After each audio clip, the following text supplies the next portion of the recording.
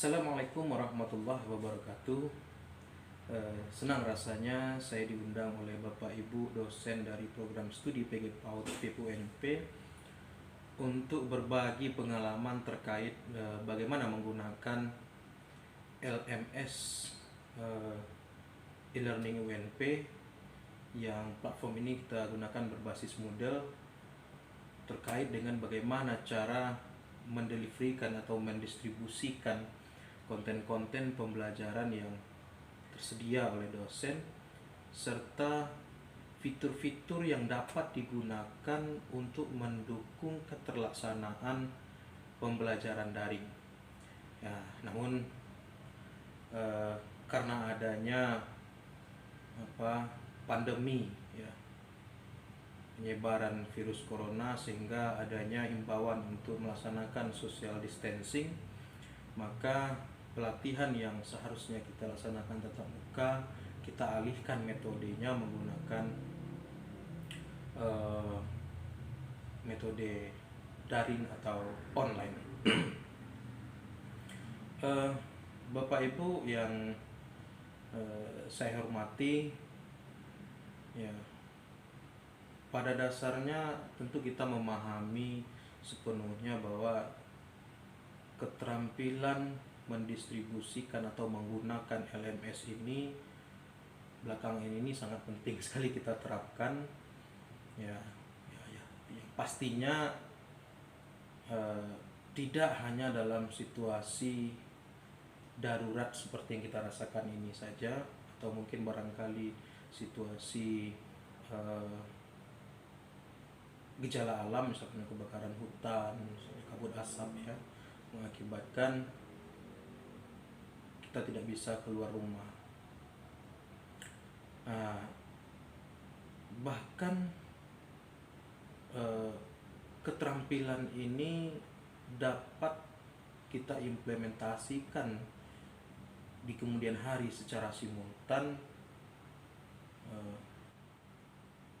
dalam perkuliahan yang kita laksanakan, tentunya untuk menciptakan kombinasi pembelajaran yang inovatif dan menyenangkan. Karena memang saat ini mahasiswa kita itu memang digital natif dan memang sangat senang sekali mendapatkan materi-materi atau yang berbau digital itu.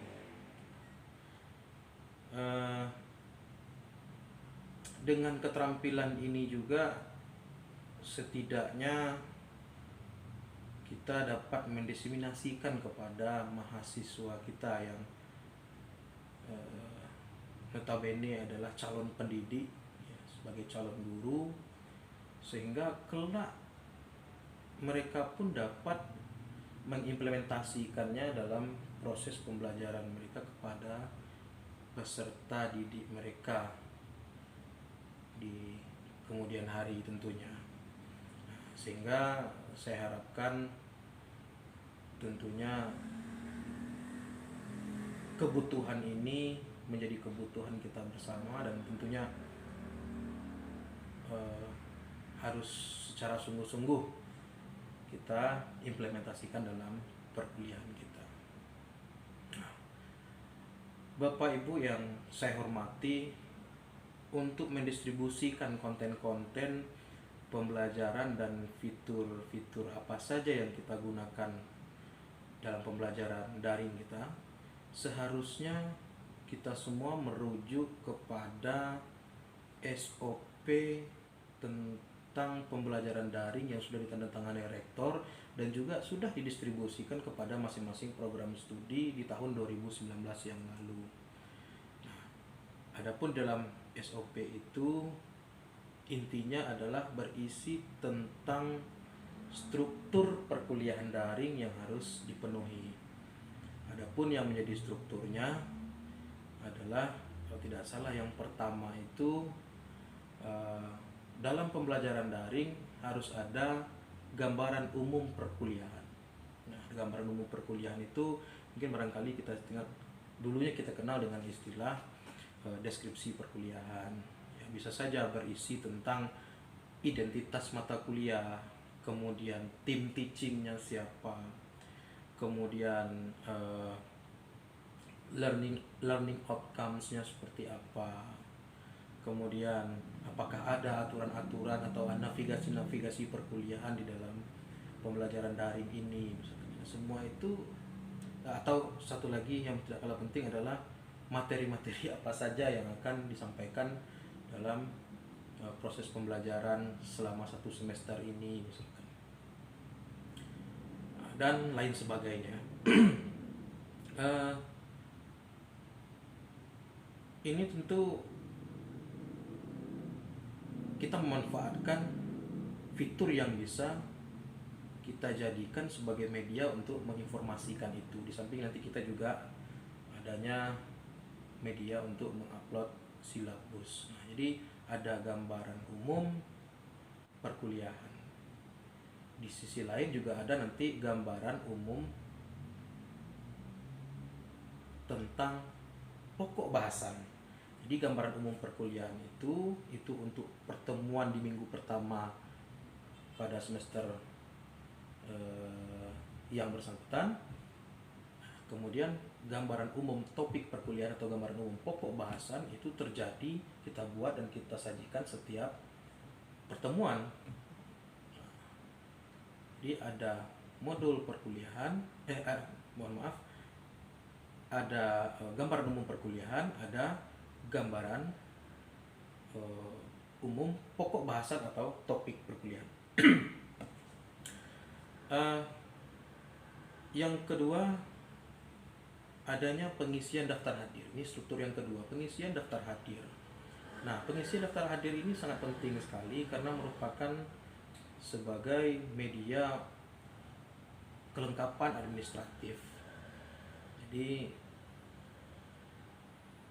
sebagai alat bukti dosen betul-betul melaksanakan perkuliahan daring pada jadwal konvensional yang sudah ditentukan. Nah, ini kita menggunakan fitur-fitur yang ada karena memang khusus untuk pengisian daftar hadir pada LMS kita tidak ada. Maka kita gunakan fitur-fitur yang ada, kita modifikasi.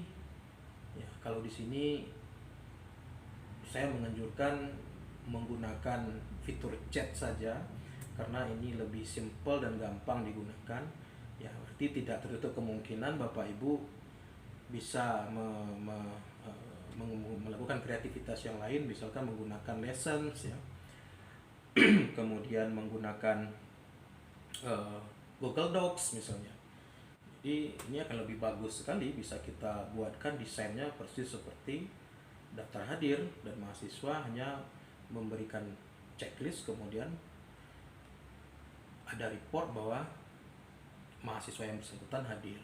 Nah, ini tentunya membutuhkan keahlian-keahlian yang lebih untuk mendesainnya. Jadi yang paling gampang sekali itu saya rekomendasikan hanya menggunakan fitur chat saja. Kemudian struktur yang ketiga itu yang sangat penting sekali adalah materi perkuliahan digital.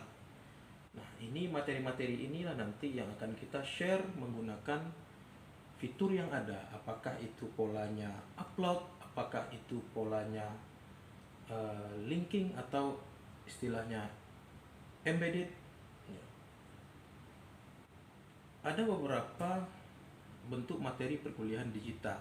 Yang pertama itu ada berbentuk teks.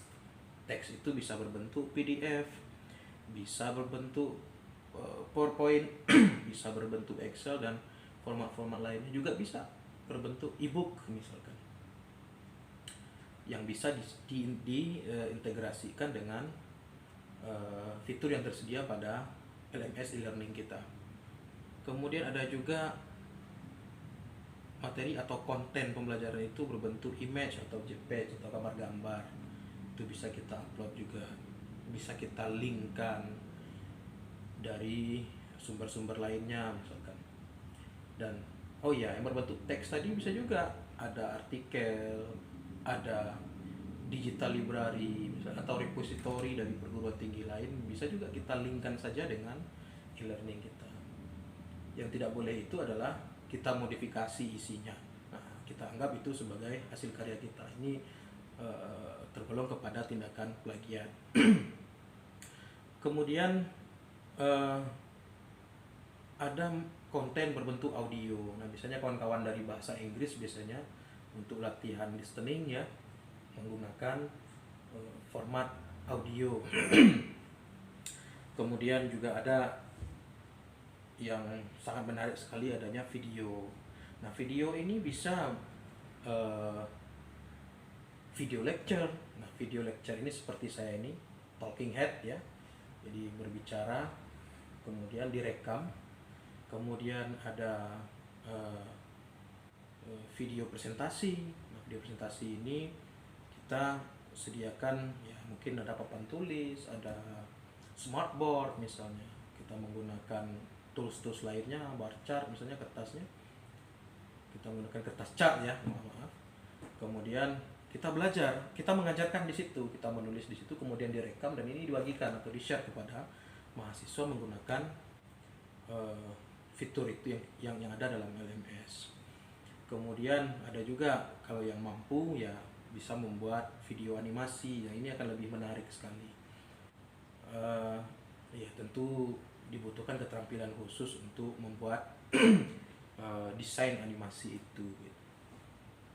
Dan kalau seandainya kita tidak memproduksi video sendiri, ya Bapak Ibu bisa mengambil video dari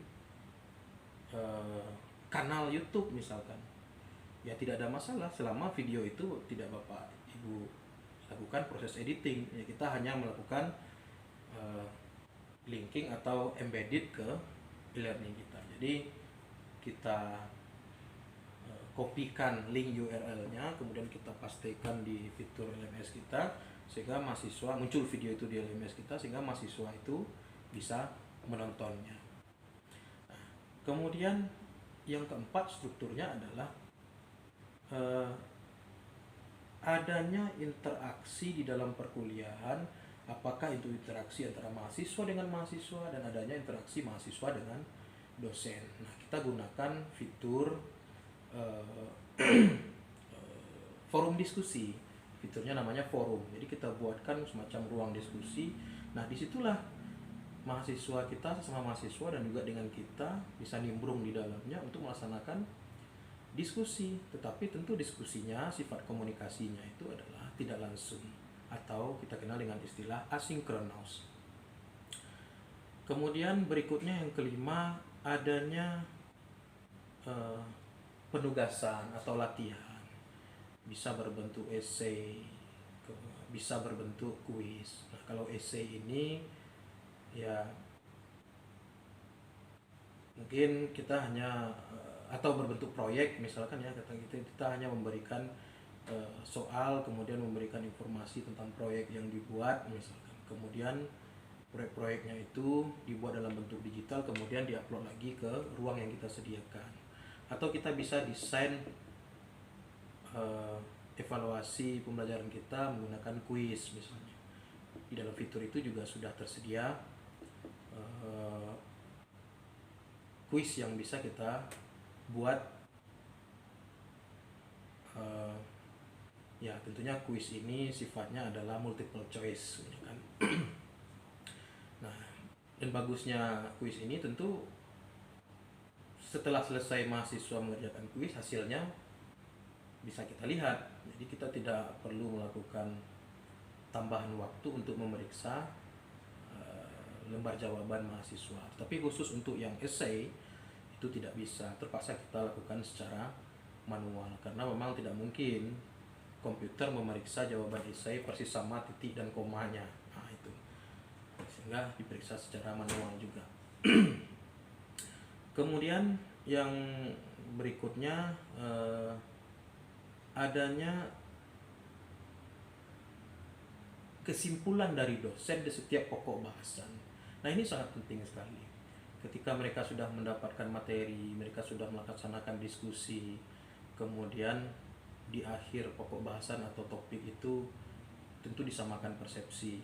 Nah, dosenlah yang melakukan penyamaan persepsi. Ada dua cara yang dilakukan, apakah komunikasinya secara sinkronus ataupun secara sinkronus. Kalau asinkronus berarti komunikasinya tidak langsung. Kita bisa menggunakan fitur chat, kita bisa menggunakan fitur forum, atau kita bisa menggunakan fitur file, kita mengupload file, kemudian dalam file itu ada narasi-narasi yang berisi tentang kesimpulan pembelajaran.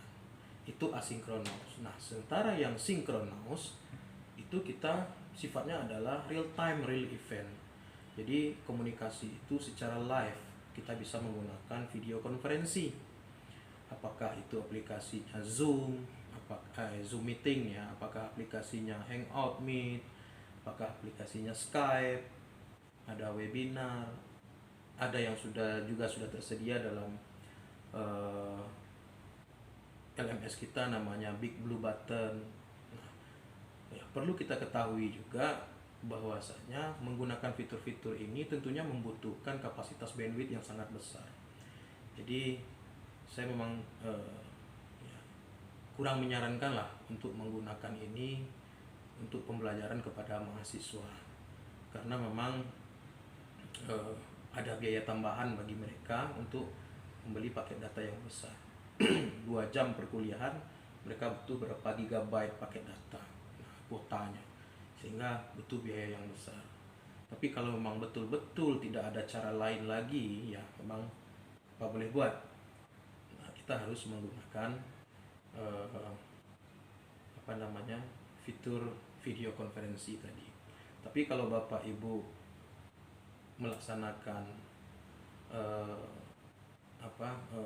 ujian skripsi, misalkan tesis dan disertasi, ya mau tidak mau kita menggunakan video konferensi. Nah, ini kan sedikit berbeda. Kalau misalkan adanya ujian skripsi, tesis dan disertasi, mereka kan biasanya kalau tatap muka menyediakan konsumsi. Nah, mungkin barangkali konsumsinya sekarang ini mereka tidak menyediakan, maka dialihkan untuk pembelian paket data.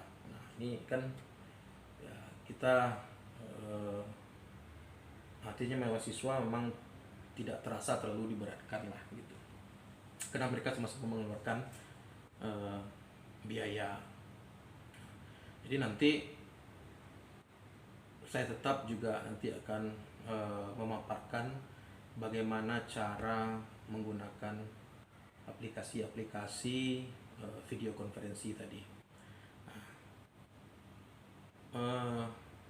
Sebetulnya untuk mengakomodir struktur-struktur ini ya sudah